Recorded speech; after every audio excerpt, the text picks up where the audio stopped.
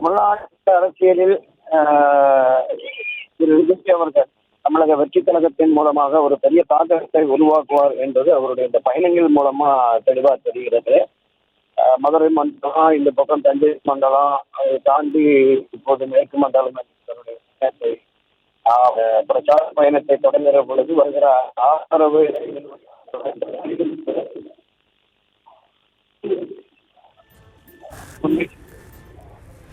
Sir, தொடர்ந்து கடந்த வாரங்களில் விஜய் ஒவ்வொரு மாவட்டங்களையும் பிரச்சாரம் மேற்கொள்ளும் போது அந்தந்த பகுதிக்கான பிரச்சனைகளை பட்டியலிட்டு பேசியிருந்தார். ஆனால் அந்த பிரச்சனைகளுக்கு விஜய் என்ன தீர்வை வைத்திருக்கிறார் அப்படிங்கிற ஒரு கேள்வியும் எழுந்திருக்கிறது. விஜய் பிரச்சனைகளை மட்டும் பட்டியலிடுவது சரியான ஒரு போக்கா? நீங்க எப்படி பாக்குறீங்க?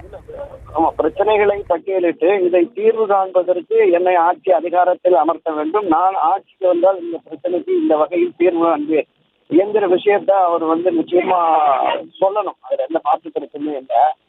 வெறும் குறைகளை மட்டுமே சொல்லி குறைகளை களைவதற்கான அந்த செயல்களை நான் செய்வேன் என்கிற உறுதி அளிக்காத பட்சத்தில் அவருக்கு நம்பகத்தன்மை குறையும் என்பது வாஸ்தவம் தான்.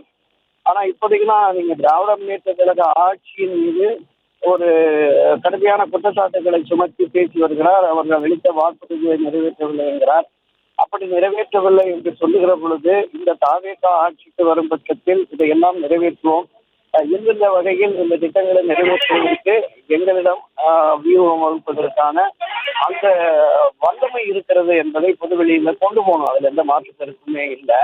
இப்போதைக்கு இந்த அரசியல் என்பது அவர் மக்களிடம் தன்னுடைய செல்வாக்கை, தாவேகாவினுடைய செல்வாக்கை அதிகரிக்க வேண்டும், அது பலம் எவ்வளவு என்று தெரிந்து அதன் பிறகு களமாட வேண்டும் என்று கருதுகிறார். தொடக்க கூட்டம், அதன் பிறகு நடத்திய மாநாடு, அதன் பிறகு திருச்சி, அரியலூர், நாகை, திருவாரூர் இந்த பகுதியில் இந்த பேச்சுக்களுடைய நீட்சியாக இப்போது கொங்கு மண்டலத்தில் இந்த பகுதி மக்களுடைய பிரச்சனைகள் தொடர்பாகவும் பேசுவார், ஆட்சிக்கு எதிராகவும் பேசுவார்.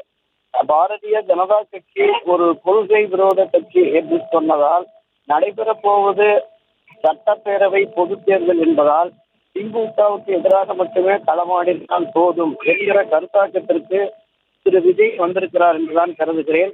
ஆனாலும் கூட மத்திய அரசின் மூலமாக தமிழகத்திற்கு எந்த விதமான பாதிப்புகள் ஏற்படுகிறது என்பதையும் அவர் சுட்டிக்காட்டுவதால் அவருடைய அரசியல் பயணத்திற்கு சரியானதாக உகந்ததாக இருக்கும் சொல்வது.